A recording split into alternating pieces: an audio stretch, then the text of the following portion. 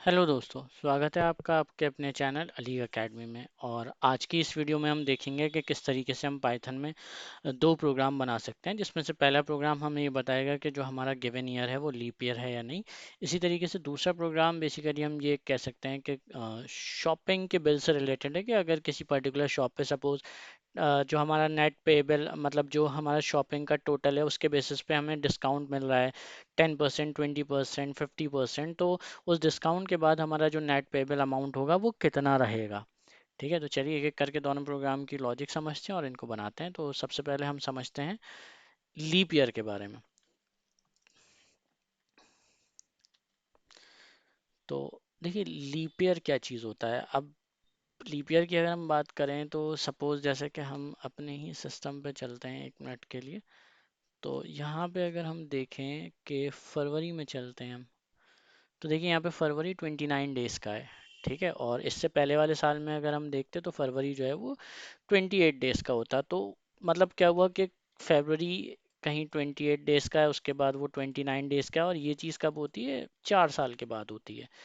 ठीक है, तो नॉर्मली क्या होता है कि अगर हम बात करें तो जो दुनिया जो ज़मीन है वो जो चक्कर लगाती है सूरज के चारों तरफ, जो बेसिकली पूरा एक साल होता है। तो इसे हम ये समझते हैं, कहीं हमने पढ़ा ये 365 डेज़ का होता है, कहीं पे हमने पढ़ा है 366 डेज़ का होता है। तो 366 डेज यानी कि जब फरवरी 29 डेज़ का हो गया। लेकिन जो एक्चुअल वैल्यू होती है एक साल में, जो टोटल टाइम लगता है वो अप्रोक्सीमेटली 365.24, और आप मान सकते हैं 25, मतलब मोटा मोटा 6 घंटे के करीब एक्स्ट्रा टाइम लगता है।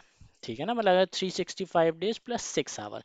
तो होता क्या है कि अब ये जो एक्स्ट्रा अप्रोक्सीमेटली 6 घंटे, इन्हें काउंटर करने के लिए क्या किया जाता है कि हर 4 साल के बाद फरवरी में एक दिन जोड़ दिया जाता है, जिसकी वजह से उसे हम कहते हैं कि वो ईयर लीप ईयर है। तो इसका मतलब ये है कि सबसे पहली चीज़ अगर हम समझें कि हमसे पूछा जाए कि पर्टिकुलर एक्स जो ईयर है वो लीप ईयर है या नहीं, तो इसका मतलब हमें देखना पड़ेगा कि वो डिविजिबल है 4 से या नहीं। अगर वो डिविजिबल है 4 से तो इसका मतलब ये है कि it can be a leap year. ठीक है ना। मैंने ऐसा क्यों बोला, क्योंकि मैं आपको ये चीज़ बताता हूँ। देखिए यहाँ पे हम क्या कर रहे हैं, 6 घंटे जोड़ रहे हैं। ठीक है ना। अच्छा, लीप ईयर क्यों जोड़ रहे हैं, मतलब क्या ज़रूरी है मतलब इसको जोड़ना। तो देखिए, अगर हम इस चीज़ को काउंटर नहीं करेंगे तो आप ये मान के चलिए कि हर 100 साल के बाद जो हमारा कैलेंडर ईयर है उसमें से 24 दिन कम होते जाएंगे, मतलब हम 24 दिन का लॉस कर रहे हैं। तो इस लॉस को बैलेंस करने के लिए ये चीज़ ऐड ऑन करी जाती है, हर चौथे साल में एक दिन ऐड किया जाता है। लेकिन अब इसकी वैल्यू जो है वो अप्रोक्सीमेटली 6 घंटे तो नहीं है, 6 घंटे से थोड़ी कम है, लेकिन फिर भी हम एक दिन ऐड कर रहे हैं। तो इसका मतलब ये है कि भाई एडिशनल टाइम थोड़ा सा ऐड हो रहा है। तो उस चीज़ को काउंटर इफेक्ट करने के लिए क्या गया, क्या जो सेंचुरी ईयर्स हैं वो, अगर वो जो सेंचुरी ईयर्स हैं वो सेंचुरी ईयर्स सारे के सारे जो हैं वो लीप ईयर नहीं होंगे। ठीक है ना। इसका मतलब ये है कि अगर सारे नहीं होंगे तो उनमें से कौन सा होगा वो। अगर देखिए जो ईयर है एक्स, अगर वो 100 से डिविजिबल है तो ज़रूरी नहीं कि वो लीप ईयर हो। वो कब होगा लीप ईयर, अगर वो 400 से भी डिविजिबल है। ठीक है, तो इसका मतलब ये है कि देखिए अगर ईयर जो है वो 4 से डिविजिबल है और 100 से डिविजिबल नहीं है, इसका मतलब ये है कि वो लीप ईयर है। लेकिन अगर वो 4 से डिविजिबल है साथ में 100 से डिविजिबल है, तो उसका मतलब ये है कि वो लीप ईयर तब होगा जब वो 400 से डिविजिबल है, अदरवाइज वो लीप ईयर नहीं होगा। ठीक है, तो मतलब हमारे प्रोग्राम की जो लॉजिक है वो कुछ इस तरीके से होगी कि अगर हमारे सपोज एक्स है और वो एक्स को हमने डिवाइड कर दिया 4 से, और इसकी वैल्यू जो है वो 0 आ रही है। ठीक है, लेकिन जो हमारा एक्स है वो 100 से डिविजिबल नहीं है। ठीक है, तो इसका मतलब ये है कि भाई वो लीप ईयर है। लेकिन अगर वो 100 से डिविजिबल है, उसके बाद हमें एक कंडीशन और चेक करनी पड़ेगी कि वो 400 से डिविजिबल है या नहीं। अगर वो 400 से डिविजिबल भी है तो इसका मतलब है कि वो लीप ईयर है, अदरवाइज वो लीप ईयर नहीं है। ठीक है, तो चलिए अब इसी लॉजिक के बेसिस पे अब हम अपना प्रोग्राम लिखते हैं। तो यहाँ पे हम चेक करेंगे गिवन ईयर,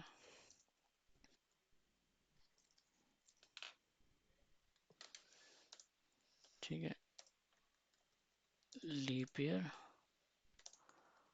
और नॉट। सबसे पहले हम इनपुट करवा लेंगे ईयर, इंटीजर वैल्यू आएगी इसकी। ठीक है, इनपुट इनपुट हम करेंगे एंटर दी ईयर। ठीक है,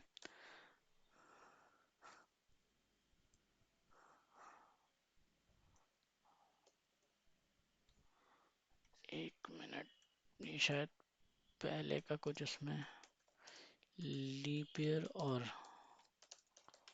नॉट, ठीक है। यहाँ पे हमने ईयर कर दिया, integer input enter the year, ठीक है। अच्छा, उसके बाद हम सबसे पहली कंडीशन चेक करेंगे कि जो हमारा ईयर है वो डिविजिबल है 4 से।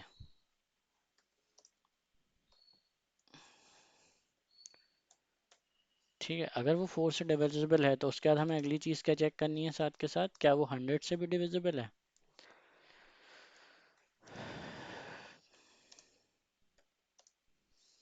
ठीक है, और अगर वो 100 से डिविजिबल है तो हमारी तीसरी कंडीशन क्या थी, क्या वो 400 से भी डिविजिबल है।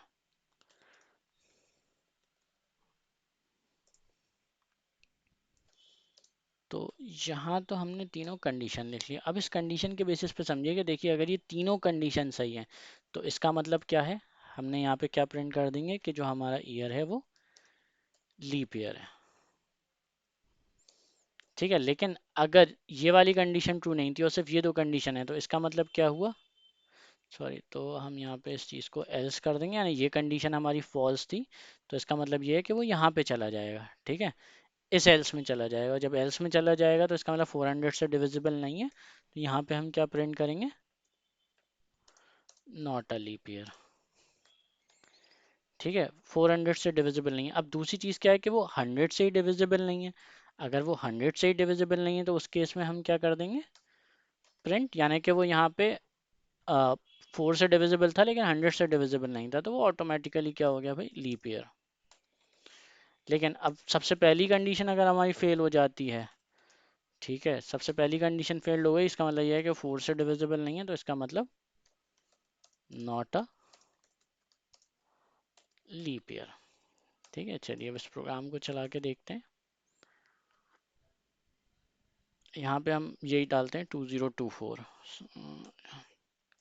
2024, ठीक है, लीप ईयर। अब एक काम करते हैं हम,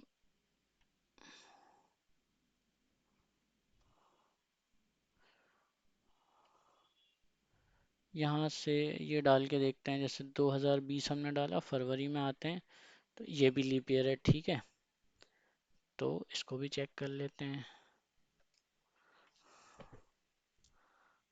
2020, ठीक है, लीप ईयर।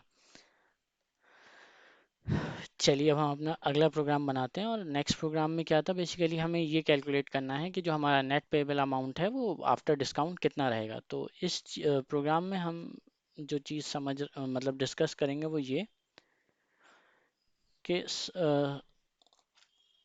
सपोज़ कोई ये आपका शॉपिंग मॉल है। ठीक है, इस शॉपिंग मॉल में एक स्कीम है कि भाई अगर हम जो है वो शॉपिंग कर रहे हैं मतलब 1,000 रुपये तक की, तो जो हमारा बिल आएगा उस पर हमें 10% का डिस्काउंट मिलेगा। इसी तरीके से अगर 1,000 से 5,000 तक की हम शॉपिंग कर रहे हैं तो हमारे बिल पे जो है वो 20% का ऑफ मिल जाएगा। इसी तरीके से 5,000 से अगर हमने 10,000 तक की शॉपिंग करी तो हमें 30% का ऑफ मिल जाएगा। और अगर वो जो बिलिंग अमाउंट है वो 10,000 से ज़्यादा का है तो उस केस में हमें 50% ऑफ मिल जाएगा सपोज़। ठीक है, तो अब हमें करना क्या है, हमें ये चीज़ फिगर आउट करनी है कि ये जो डिस्काउंट है ये हम किस तरीके से, मतलब जो टोटल बिल है उससे हम मतलब कम करेंगे और नेट पेबल अमाउंट को डिस्प्ले करेंगे। तो उसमें क्या है कि देखिए अगर 10% है तो इस 10% है तो इसका मतलब क्या है 10% का, कि भाई हमारा जो भी बिल अमाउंट होगा उसे हम किससे मल्टीप्लाई कर सकते हैं, मतलब डिस्काउंट निकालने के लिए 0.1 से, 0.1 इंटू बिल अमाउंट। और ये जो वैल्यू आएगी ये हमारी आ जाएगी डिस्काउंट की वैल्यू। ठीक है, और जो हमारा टोटल बिल अमाउंट होगा उसमें से हम क्या करेंगे, इस डिस्काउंट की वैल्यू को माइनस कर देंगे और वो मिल जाएगा हमारा नेट पेबल अमाउंट। इसी तरीके से जब 20% होगा तो यहाँ 0.2 हो जाएगा, 0.3, 0.5। तो हमें करना क्या है कि हमें जो डिस्काउंट है उसकी वैल्यू को कैलकुलेट करना है, जो हमारा टोटल बिल है उसमें से डिस्काउंट की वैल्यू को माइनस कर दिए और नेट पेबल अमाउंट को हम डिस्प्ले कर देंगे। तो स्ट्रेट फॉरवर्ड लॉजिक है, तो इसको हम डायरेक्टली प्रोग्राम पे लिखते हैं।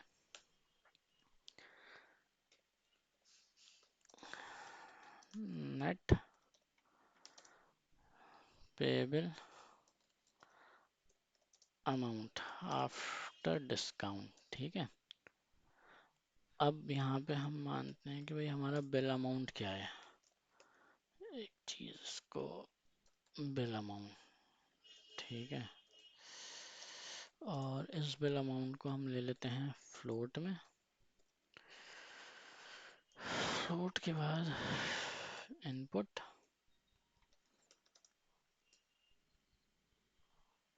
Enter the bill amount. अब यहाँ पे एक चीज और देखते हैं, छोटी सी चीज समझते हैं कि अगर हम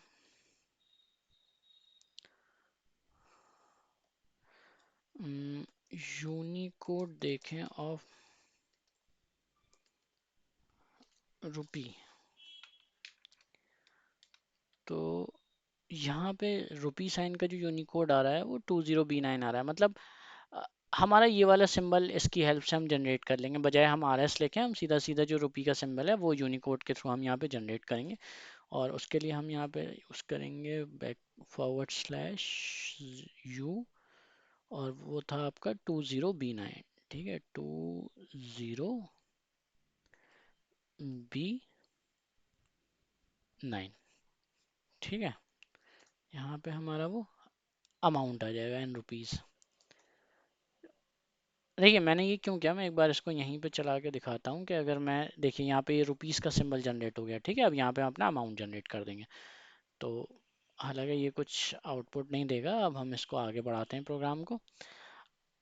अब हम यहाँ पे कैलकुलेट क्या करेंगे, डिस्काउंट।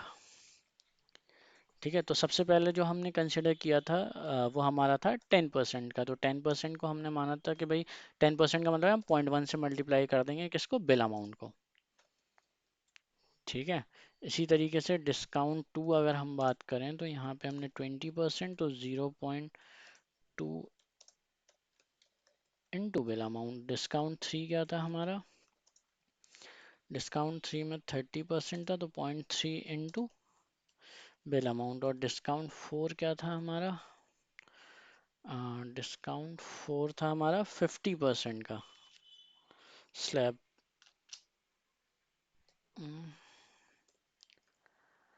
डिस्काउंट फोर, तो यहाँ पे हम क्या कर देंगे,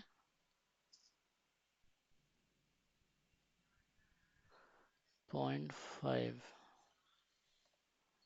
0.5 इंटू बिल अमाउंट।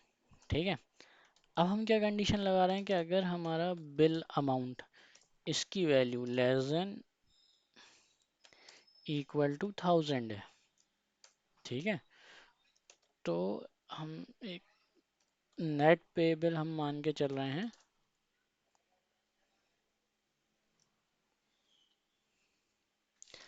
अब यहाँ पे ठीक है ना, तो माइनस डिस्काउंट, ये तो हमारे डिस्काउंट कैलकुलेट हुआ है। ठीक है, अगर इसकी वैल्यू 1000 के बीच में है तो हमें क्या करना पड़ेगा, नेट पेबल अमाउंट में से ये वाला अमाउंट हमें माइनस कर देना होगा। ठीक है, तो यहाँ पे हम क्या करेंगे भाई, bill amount minus discount one. ठीक है, हमने किया क्या, मतलब जो भी बिल अमाउंट था हमने उस पे ये मतलब देखिए एक तरीका ये था कि बिल अमाउंट हम यहाँ पे करते और इसको हम दोबारा यहाँ इसके अंदर कैलकुलेट करते। हमने ये वैल्यूज यहीं बाहर कैलकुलेट करके अलग कर दी। ठीक है, अब हमने सीधा सीधा अगर हमारा बिल अमाउंट ये है तो हमने यहाँ से इसको माइनस कर दिया। तो थोड़ा सा हमने क्या करा कि जो हम कंडीशन के अंदर जो स्टेटमेंट लिख रहे हैं वो हमने कम कर ली इस तरीके से। ठीक है,